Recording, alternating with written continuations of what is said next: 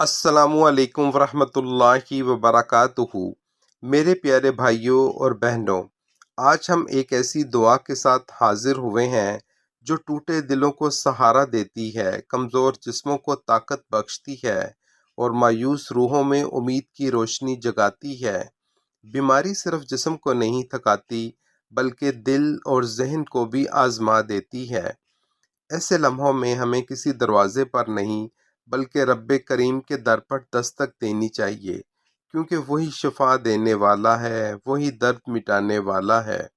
आइए दिल की गहराइयों और मुकम्मल यकीन के साथ ये दुआ पढ़ते हैं। अल्लाहुम्मा अश्फिनी शिफाउन ला युगादिरु सक़मा। ए अल्लाह, मुझे ऐसी शिफा अता फरमा जो किसी बीमारी को बाकी ना छोड़े। मेरे अजीज़ों, ये अल्फाज सिर्फ ज़बान से अदा करने के लिए नहीं बल्कि दिल की कैफियत बनाने के लिए हैं।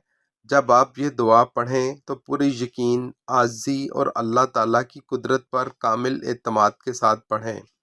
याद रखें, शिफा दवा में नहीं, शिफा देने वाला अल्लाह है। दवा सबब है, असर उसके हुक्म से होता है। आज से ये अहद करें कि हम ना सिर्फ ये दुआ खुद पढ़ेंगे बल्कि अपने बीमार वालिदैन, बहन भाइयों और दोस्तों के लिए भी पढ़ेंगे। यकीनन अल्लाह ताला अपने बंदों की फरियाद को रद्द नहीं फरमाता।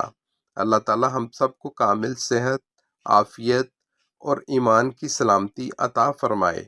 आमीन सुम आमीन। अगर आप चाहते हैं कि आपकी ज़िंदगी में रूहानी सुकून, उम्मीद और अल्लाह की रहमतों का नज़ूल हो, तो इस चैनल को फॉलो करें और इस पैगाम को दूसरों तक पहुंचाने में हमारा साथ दें।